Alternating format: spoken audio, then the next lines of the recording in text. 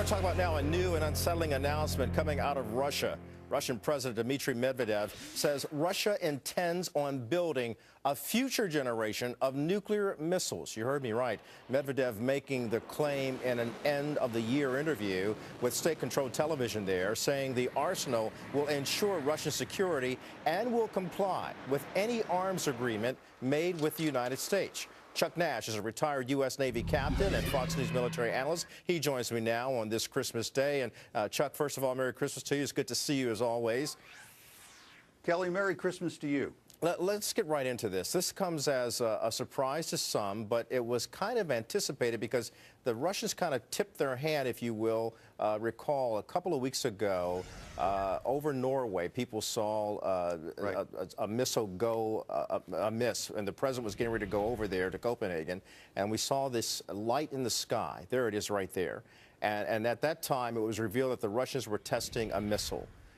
Now this announcement comes out. What should we gain, or what should we consider is going on with Russia? Well, what they're doing, Kelly, is back when the oil prices really spiked up over $100 a barrel, they came into some money and they started redoing their military structure. The goal was to cut down on the amount of people in the military and come out with new eras or new generations of technology, and that's what they're doing. This missile that blew up and left that really peculiar pattern in the sky is called a Bulava missile, and it is a three-stage liquid-fueled submarine-launched ballistic missile, and it has some pretty unique characteristics according to our intelligence estimates in that it can maneuver, it can put out decoys mid-course, and it's got a shielded warhead so that if you try to knock it down, it can try, the warhead has a chance of surviving the anti-ballistic missile system. So what they're doing is they are preserving their first and second strike nuclear capability in the face of what they see as the United States building a deterrent capability in a ballistic missile defense system.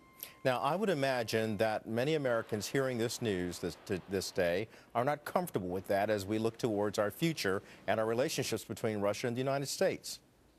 Yeah, because, when you think about it, a ballistic missile defense system is just that. It is a defensive system. What the Russians are building is they are maintaining their offensive capability. So although we tend to internalize this and look at it, oh, it's the United States and Russia, the Russians are also wary of the Chinese. So they're looking around and just maintaining that deterrent capability. And that triad of ballistic missile submarines, land-based missiles, and bombers, that triad has served both the United States and the Soviet Union in basically a very tense but deadly standoff during the Cold War. As we move forward into this and this technology starts to spread around, things become even more dicey, especially when you look at countries like Iran that are getting this ballistic missile technology. And the more people work on this stuff, the more chance it has of leaking out into other players. And so, Chuck, I'm sorry, go ahead. I didn't mean to cut you off. No, Kelly, go ahead. I was finished with that point. Well, the point I was making is that to many would be very alarming and disconcerting for several reasons. One, you look at the global economy and the fact that Russia is trying to gain some foothold. You have China actually doing quite well with the economy. You have the United States beleaguered in this economy, trying to bounce back. Hopefully we will. But and then you look at Russia saying, well, we're going to build up our military arsenal, especially in the realm of nuclear power. And then you look at Iran, as you've talked about. This is not a good scenario for the future world peace. And on a Christmas Day, you think about peace to all men on earth. But with this kind of scenario and the portent of what it could really do, it's very troubling. Well, it is, and we are making decisions at the national level where we're looking at budgets and what we're going to cut. And one of the things that's on the chopping block, because they are very expensive to maintain, is the nuclear arsenal. And the other thing is, because there have not been live tests, underground nuclear tests for a long time, there's some question as to the state of health of the nuclear inventory. So everyone thinks, well, all we need is about 2 nuclear weapons and you know, we don't need to do any more. And the real answer is no. It takes quite a few to maintain that deterrent value. Once you lose that deterrence, now all of a sudden things change radically, and we are not prepared to stand up all of the conventional forces that would be required to offset a nuclear deterrent, even if that were possible. And I'm not so sure it is. What I hear you saying then is that a strong defense is also our strong national security. Has the Pentagon Absolutely. and the Obama administration been diligent about that, or have we kind of taken our eyes off the ball?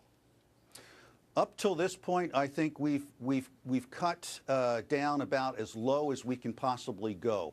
And the reason is because if we were to back away from what we need to maintain that triad, where you've got the land-based bombers, the ground-based missile systems, and the submarine-launched ballistic missiles, if you cut too much, you have to take some off of alert.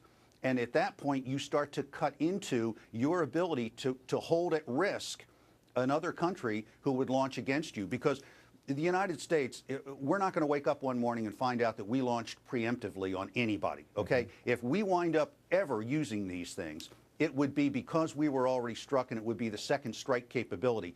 So the fewer you have, the fewer targets the bad guys have, and it just, you lose the deterrent value. Captain Chuck Nash, retired U.S. Navy, you always make very clear, salient points about our nation's defense. I thank you so much for sharing those comments with us today as we move forward on the front with our relationships with Russia. Thank you, sir. Again, Merry Christmas to you. You bet, Kelly. Same to you. All right. Coming up, we'll take